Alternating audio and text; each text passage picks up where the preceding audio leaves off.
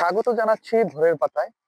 আহ কুয়াশায় ভরানো এবং প্রচন্ড শীত সর্বশেষ দক্ষিণের জেলা বরগুনায়। আমি আপনাদেরকে জানাচ্ছি যে আজকে কিন্তু প্রচন্ড কুয়াশা এবং কিন্তু বৃষ্টি হওয়ারও কিন্তু সম্ভাবনা রয়েছে এ জেলায়। সকাল থেকে কিন্তু কুয়াশার সাথে হালকা গুড়ি গুড়ি বৃষ্টি হয়েছে বরগুনা সদরের এই গরিচন্না কলেজের এলাকায়।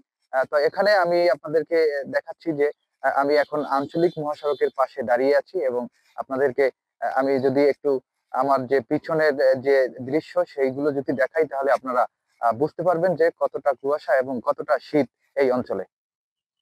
আমার পিছনের যে আঞ্চলিক মহাসড়কটি রয়েছে সেই আঞ্চলিক মহাসড়কের পাশ দিয়ে একটি ফসলের মাঠ রয়েছে। সেই ফসলের মাঠে কিন্তু আমরা আপনাদেরকে দেখাচ্ছি যে এখনো কিন্তু অনেক জায়গায় ধান কৃষক ঘরে উঠাতে পারেনি আবহাওয়ার কারণে। আজকে প্রচন্ড কুয়াশা এবং কুয়াশার সাথে হয়তো গুড়ি গুড়ি বৃষ্টিও পড়ছে এমনটাই বোঝা যাচ্ছে এই এলাকায়। তো এখন প্রায় 11টা বেজে গেছে, কিন্তু এখনো কিন্তু সূর্যের কিন্তু দেখা মেলেনি এই অঞ্চলে। আমি আপনাদেরকে দেখাচ্ছি যে ফসলের মাঠে কিন্তু এখনো প্রচন্ড ফসল রয়েছে। এখানে কিন্তু এখনো ফসল কিন্তু কৃষক ঘরে তুলতে পারেনি। অনেক জায়গার ফসল কিন্তু আবার কৃষক তুলে নিয়ে গেছে। সেই দৃশ্যই আমি আপনাদেরকে দেখালাম। তো এখানের আমরা জানতে পেরেছি সেরকমের আবহাওয়ার কোনো নেই, বৃষ্টির সম্ভাবনা এই বরগুনা জেলায় নেই।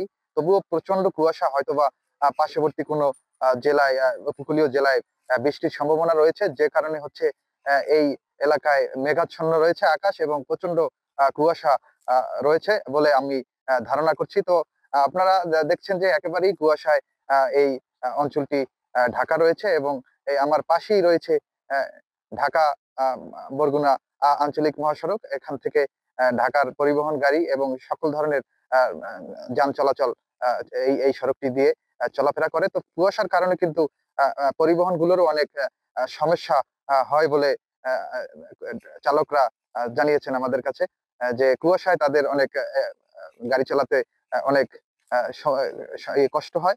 কেননা সামনে থেকে বিপরীত থেকে যে গাড়িগুলো আসে সেগুলো তারা দেখতে পায় না, কাছাকাছি আসার সময় সে গাড়িগুলো দেখতে পায়, যে কারণে তারা স্লো স্লো তারপরে তাদেরকে যেতে হয়।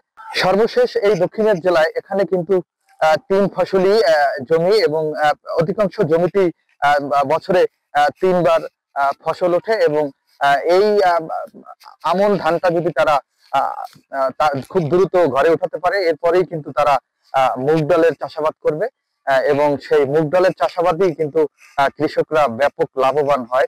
এছাড়া বছরে আগে যে 2বার যে ফসল দেয় সেই ফসল দেয়ায় কিন্তু তারা সমানভাবে থাকে, কেননা তাদের লাভ হয় না এবং তাদের লসের সংখ্যাটাই বেশি থেকে যায়। তো এই মুগ ডাল চাষাবাদ করলে কিন্তু তারা একটু লাভের আশঙ্কায় থাকে। সেই মুগ ডালই কিন্তু এখন এই ধান ওঠানোর পরে কৃষকরা চাষাবাদ করবে। সেক্ষেত্রে যত তাড়াতাড়ি তারা আমনটা উঠাতে পারে এর ভিতরে তারা মুগ ডাল চাষাবাদ করবে, যে কারণে হচ্ছে এই আবহাওয়ার কারণে কিন্তু তারা এখন ফসল ঘরে উঠাতে পারছে না এবং তারা এই মুগ ডাল চাষাবাদ করতে পারছে না।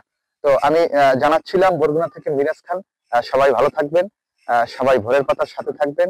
সবাইকে ধন্যবাদ জানিয়ে আমি বিদায় নিচ্ছি। আল্লাহ হাফেজ।